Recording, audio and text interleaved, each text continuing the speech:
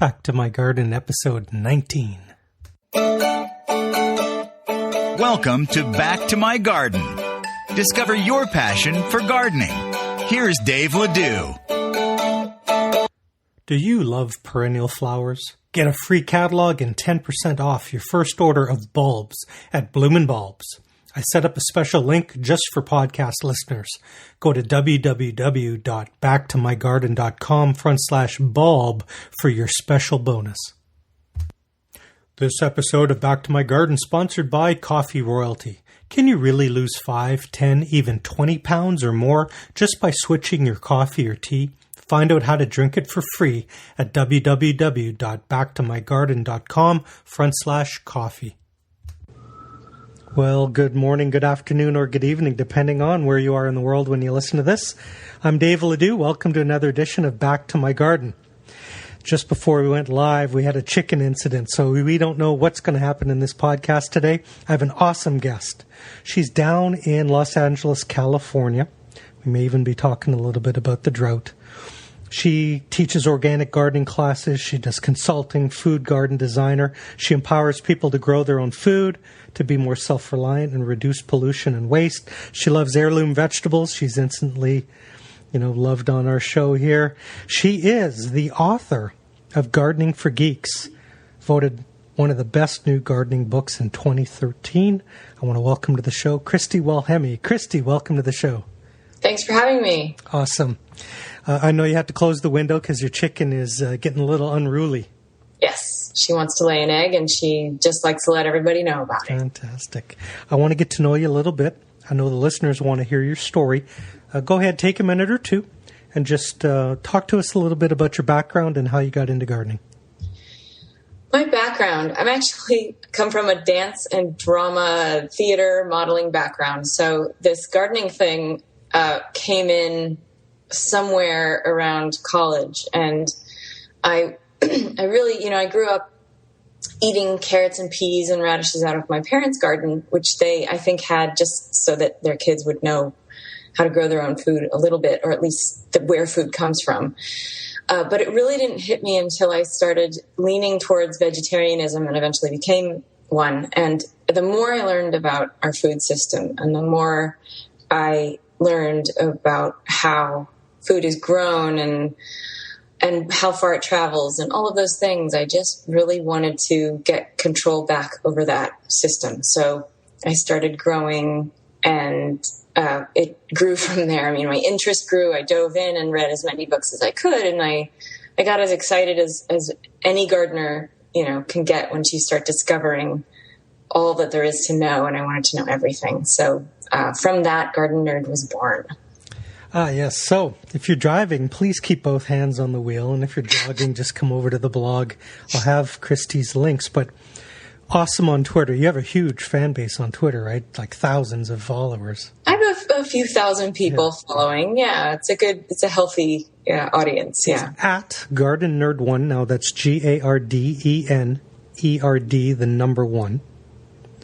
You have an active Instagram account. Brand new. Same or different?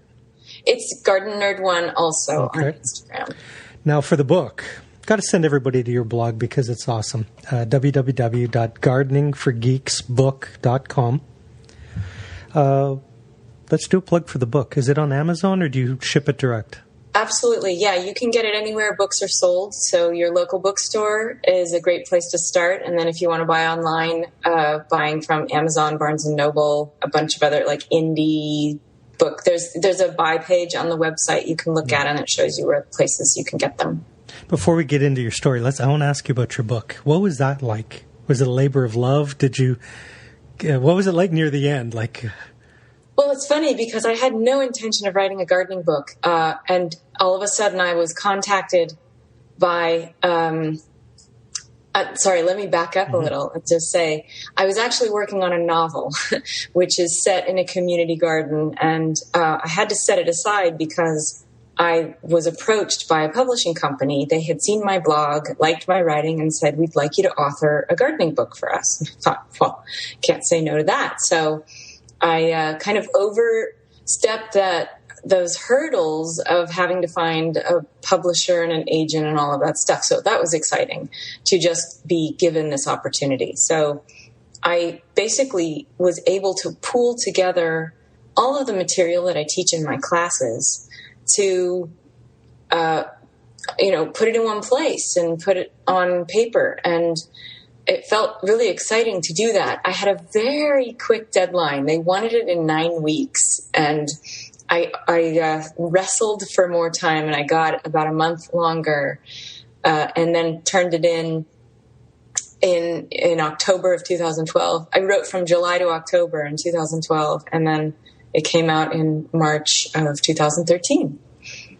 Do you ever have a nightmare where you flash back to that and, you're not done? It's like shades of high school or university, like the endless test. Yeah. Yeah. I think I had such a rigorous schedule because I was still running my gardening business during that time. So I was writing in the morning. I was doing my business in the morning, and then I'd write in the afternoon and evening.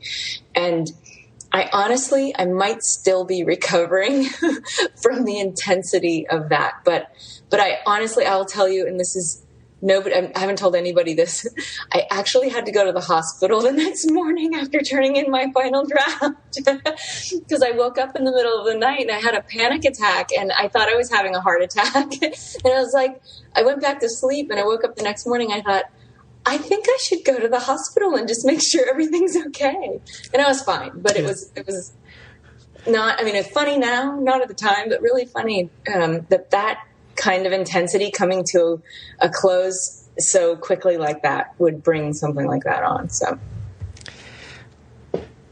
for those of you listening who have aspirations of writing a gardening book, come into it with your eyes open. But yeah, 12 weeks, you got it done. And take your time, really, because it's a lot easier that way.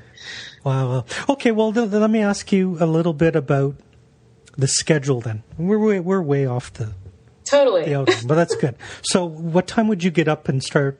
You'd get up, run your business right in the afternoon. Are you 7, 8 in the morning, 5, 6 in the morning?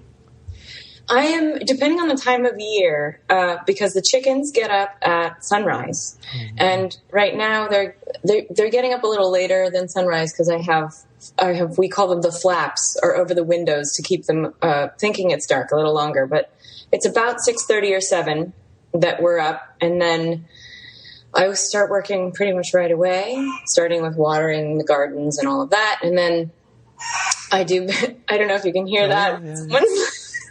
Someone's playing right now. That's your neighbor shouting. That is lovely. I love that sound. It makes me really happy.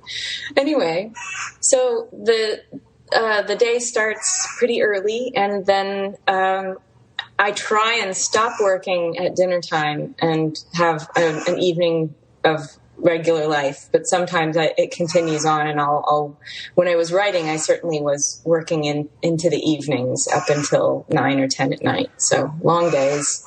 Intense concentration, that kind of thing. For those of you with a computer in front of you, head over to www.gardeningforgeeksbook.com or check it out on Amazon. Add it to your wish list, buy it, because now you have you know what the author went through to create something for us. I want to go back to when you first got started gardening. Mm-hmm. You were exposed to it as a child. What was it like as an adult saying, okay, I'm going to actually put dirt in a pile and put a seed in it? What was that moment like for you? It was very exciting. And I think, well, for me, the biggest challenge was space, because I was an apartment dweller forever. And having to figure out how to get enough sun and all of that was a challenge. So I went right to square foot gardening, because that was I think that's the Bible for a lot of people in small spaces, and really enjoyed trying that out. And so I got a balcony after that, and then I moved to Los Angeles and I got a community garden plot. And that's a much bigger space than what I had. It's still only 15 feet by 15 feet, which is pretty small for a lot of people. But I was growing a lot of food in that space using different bio-intensive methods that I was learning over time. And then I recently bought not recently, I guess it's been 7 years now, a house. And so we have a plot in the backyard.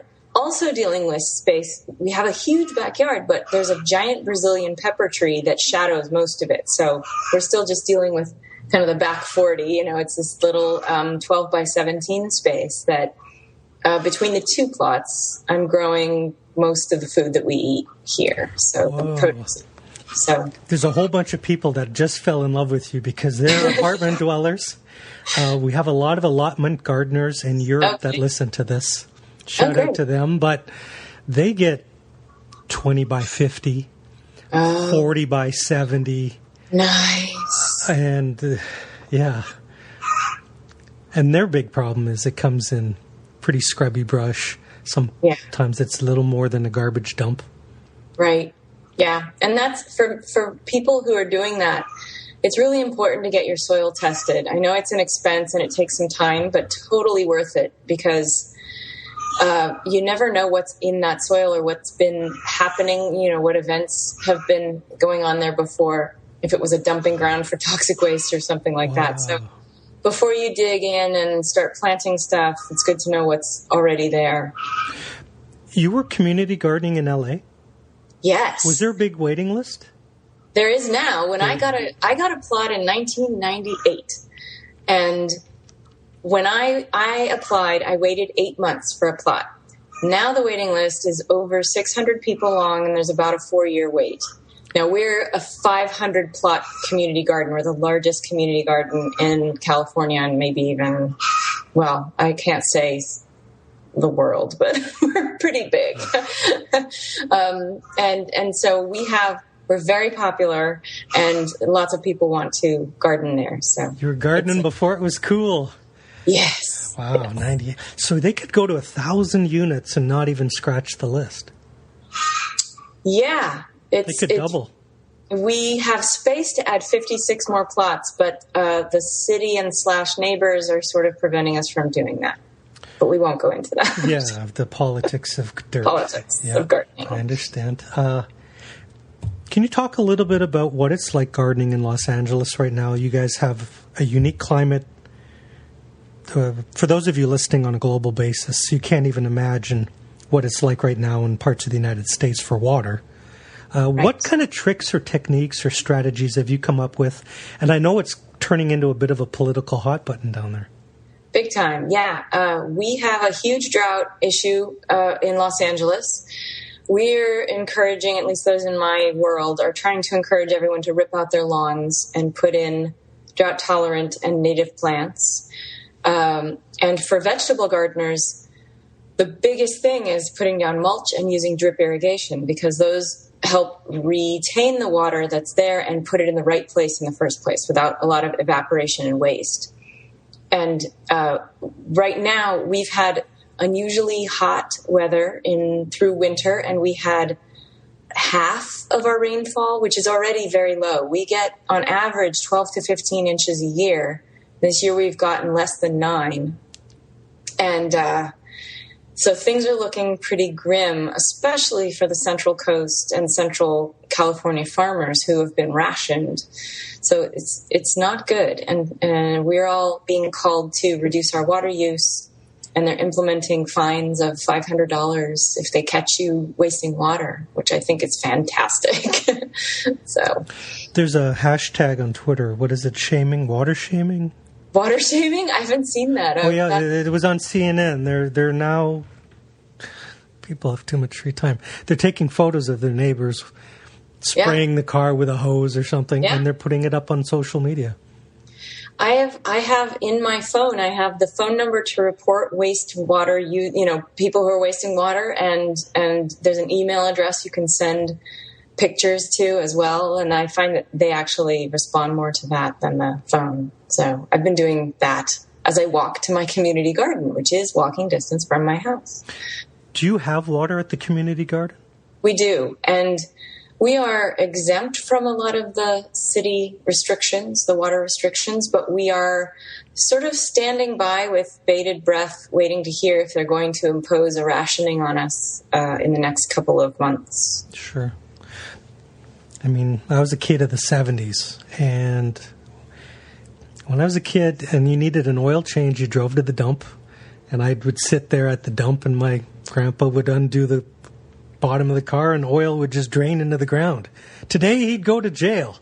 Yeah. Water came out of the tap. It was unlimited. Yeah. And we're in a new climate now. We're in a new reality. Yeah, it's true. All over the place, not just here. It's certainly in Texas, and other places are experiencing extreme weather and drought conditions as well.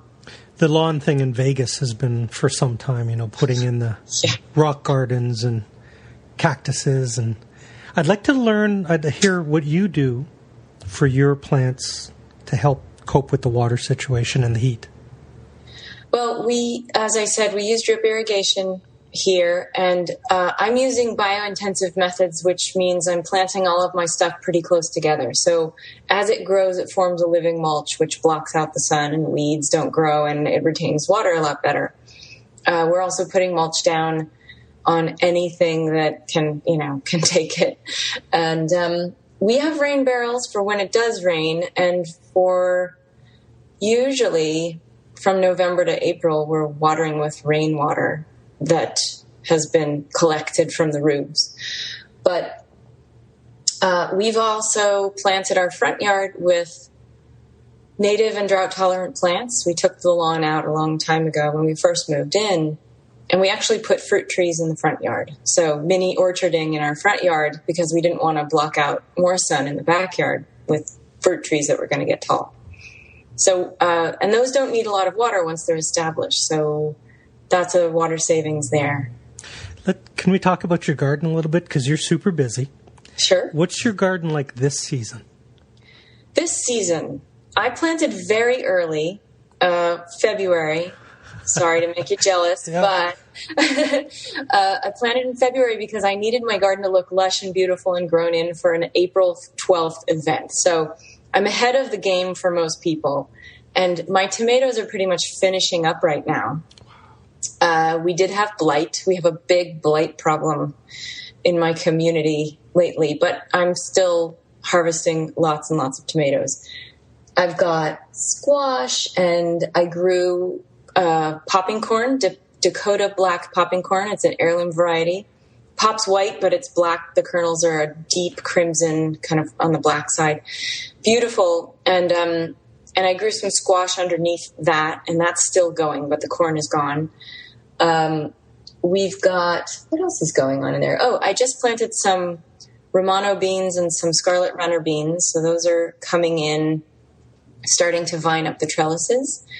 And we've got some powdery mildew on squash plants, but that's very, very common for us coastal gardeners. I'm very close. We're not too far from the beach, so we get a lot of marine layer here, and therefore powdery mildew. And let's see, I grew 18 different varieties of tomatoes, and we harvested a bunch of garlic this year, and I have a permanent bed of alfalfa that I chopped down to feed my compost bin. And let's see what else. Oh, that's interesting. Yeah, so that's one of the biointensive techniques is growing biomass for your compost bin. So you never have to go to the nursery and buy potting soil or compost. You're making it yourself, and it's a closed loop system. So I have a little bed. It's only 2x4. It's very small. But it grows dormant alfalfa year round, and I can grow it out, chop it down, put it in the compost bin, and it gives me really high quality, high nitrogen compost. Do you have any photos of that on your Instagram or your blog? Not yet, but I'll write it down. Yeah, I'd like to see that because I'm putting in some new raised beds. Okay. In the fall, and the place I get my seeds for cover crops and grains is either bountifulgardens.org, which is John Jevons' retail wing for Ecology Action, which is one of the he has a philosophy called Grow Biointensive, and he's one of the people that I learned from how to grow things more intensively and closer together without using so many resources. And then groworganic.com, which is the Peaceful Valley Farm and Garden Supply. Now, as far as shipping to Canada, I don't know what their policy is, but they have great selections of cover crops that you can grow either over winter or in early spring to help feed your compost bin. In your garden this year, what are you most proud of and what is frustrating the heck out of you? Well, starting with the frustrating the heck out of me, the blight is frustrating the heck out of me. Someday, I will solve this problem, but I'm throwing down worm castings and compost tea, and I even used Serenade, which is a bacterial spray that eats the fungus, and it's still not fixed, but I'm going to keep trying. And the thing I'm most proud of, I think, is... God, it's hard to choose because I've been really enjoying blackberries that I took a cutting from my neighbor's plot at the community garden. I brought it home and stuck it in a pot, and now it's covering an entire wall. It didn't take any time for that to happen. And I'm getting fresh blackberries. The season's just ended, but that's been delicious. And I think the black Dakota popping corn, I'm a total popcorn addict, and so to be able to grow that stuff is so satisfying. My mother-in-law is an international plant smuggler. She can just rip a leaf off someone's plant, stick it in a Kleenex in her shoe. She flies back to Canada and... In her shoe. That's a good one. I like that. Yeah, it's good. I'd like to ask you on a personal level.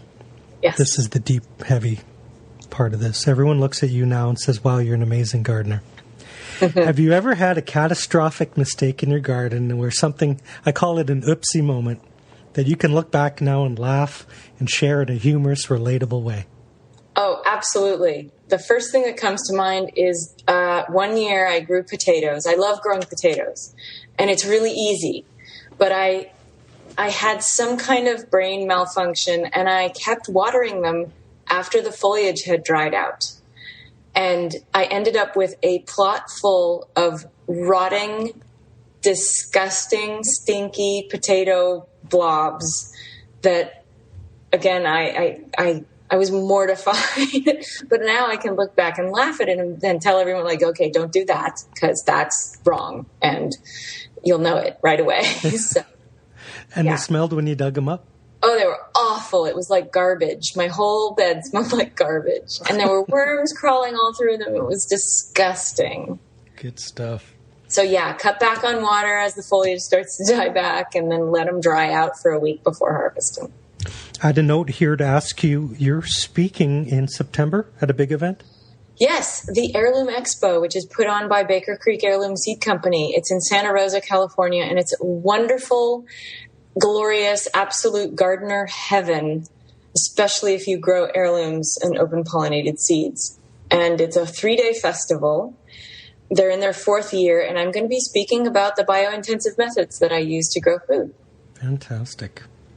Our half hour is rapidly getting away from us. Now is the time in the show where we play the game 5 Quick Questions. This is where you drop your wisdom and experience. Are you ready to play? I am ready. Question number 1. Christy, in your opinion, what do you think stops most people from beginning their first garden? Fear of killing something. And not their spouse. No. I know when I got started, my wife's in her 16th season of gardening, but I'm only in my 3rd. I was basically unpaid slave labor in the beginning, and I resented it. But then I saw the upside of the eating part of the equation, so it went... Yeah, the harvest is worth it. Now, you've learned from some master gardeners, some experts, plus trial and error. What is the single best piece of gardening advice you've ever received?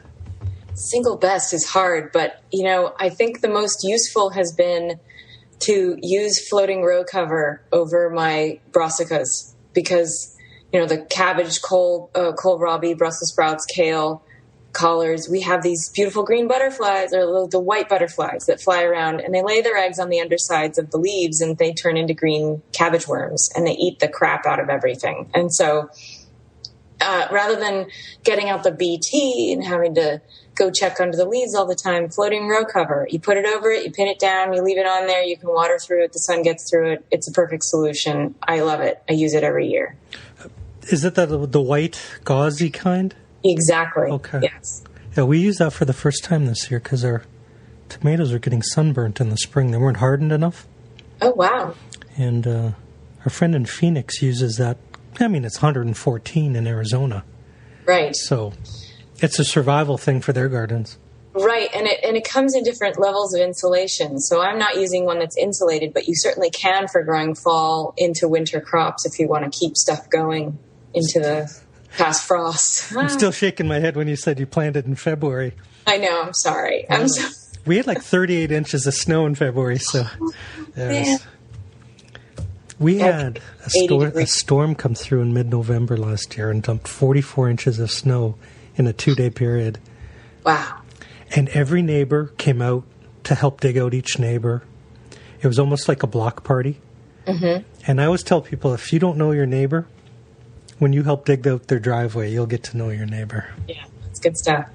Number 3, if you had just 2 websites to share with a beginner, what would they be? I know we actually talked about a few. Yeah, we did. Baker Creek Heirloom Seed Company at rareseeds.com, and then Peaceful Valley Farm and Garden Supply at groworganic.com. They have wonderful seeds, Baker Creek does, and Grow Organic is the supply catalog. It's like Drool Factor 5. It's amazing. I love it. Yeah, my wife and Christy are on the same page. It's like the Christmas catalog. It is. Rareseeds.com. Everything in it. If you're listening to this, rareseeds.com, you need to sponsor this show because we love you. They don't have an affiliate program yet. Maybe they will. Someday. You can go country by country. You can buy seeds from around the world. Number 4, other than your awesome book, what is the best gardening book for a beginner that you can recommend?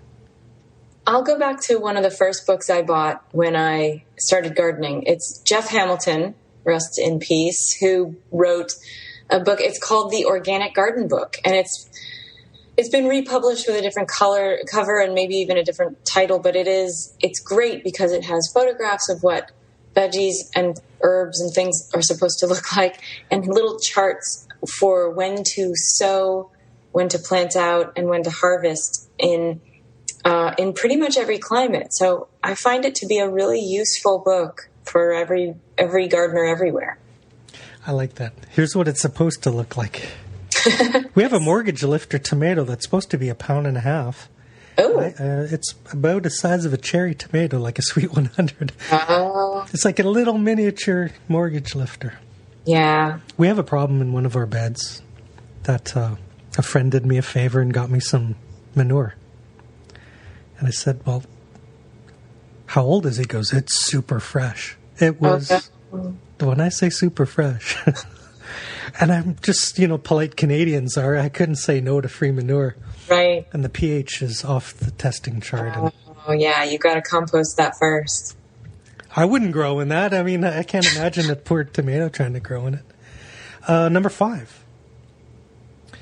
What's the number one thing every gardener should try to grow next year? I'm going to say grow a grain. I know that it's unusual, but it's a thing that I think we as responsible citizens and home gardeners should be moving toward. So even if you only have a little bit of space, I've grown quinoa, and you get a pretty good harvest from a small space in quinoa, and it's really easy to grow. And with I don't know if you've tapped into the political issues around quinoa, we've as a country in the United States anyway, fallen in love with it, and now the prices have risen so high that the people who grow it in Peru can't afford to eat it. So we've driven them out of their own native food. So growing quinoa, growing corn, growing your own sweet corn, there's nothing better. Grow wheat for making bread, grow amaranth, try something new. And what you're left with is you get to eat the grains and the food that comes from it, but you get this biomass that's left over that you chop up and put in your compost bin, and then your compost gets fed too, which is a good thing. Now, for those of you driving, the face I made that you can't see,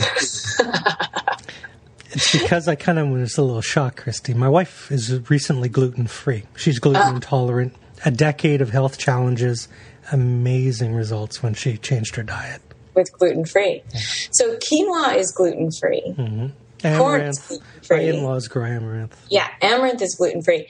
And there are some ancient grains like emmer wheat and white sonora that are apparently more digestible for people who have celiac and are gluten intolerant. So those are things to try out. Yeah, there's a whole new podcast because prior to 1958, it's a different wheat entirely up here. Yeah. It's all GMO. And I mean, you got to feed millions of people. I understand it. But some of the Amish around here and the Mennonites have the old strains that we want to test out to see if maybe there's less gluten in a wheat from 90 years ago. Yeah. And it's just that they haven't been hybridized as much away from what we can digest. I think that's where I think most of the problems are coming from. Good stuff. Yeah, and pesticides, of course. Oh. It's another podcast altogether. Yeah, I mean, there was no such thing as a peanut allergy when I was in high school.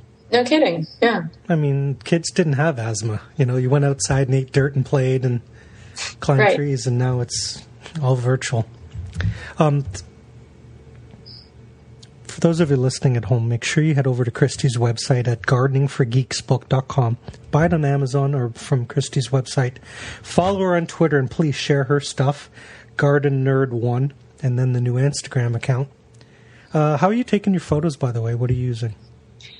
I carry a digital ELF camera in my pocket all the time, and I have a BlackBerry. Don't laugh at me. Mm-hmm. I have a BlackBerry, and I take pictures with that sometimes. But mostly I'm taking pictures with a real camera, a digital camera, and then I upload them from my desktop computer. This has become the unexpected upside of gardening, is you become very into photography. Absolutely, yeah. Gardeners are big sharers, I find. Oh, yeah. Every time I talk to someone, they find out I'm a gardener, they pull their phone out and start showing me photographs. Fantastic. Their garden. Not their kids, their garden. Their garden, of course. Yeah. For those of you moving to new cities, if you ever want to make new friends, just join a horticultural society, join a gardening club. Ask people, how's your garden this year? And boom, you're off to the races. My neighbor was looking over the fence the other day at my tomatoes, asking me, how are your tomatoes? I mean, he might as well have just said, hey, can I have a tomato? Yeah. Christy, you've been an awesome guest. The time has flown by. What I'd like to do is give you the last word. Do you have a pearl of wisdom or a note of encouragement for our gardeners? Pearl of wisdom. Don't give up, really. Failure is a critical part of gardening. It goes hand in hand with success. And we learn from our mistakes. And hopefully we learn from our mistakes. And we get to try new things. And it goes on forever. It's something you can just keep doing and trying new things all the time. Fantastic. Thank you so much for being on the show, Christy. Thank you for having me. This was fun. All of the links, resources, and websites mentioned in this episode will be posted at www.backtomygarden.com/19.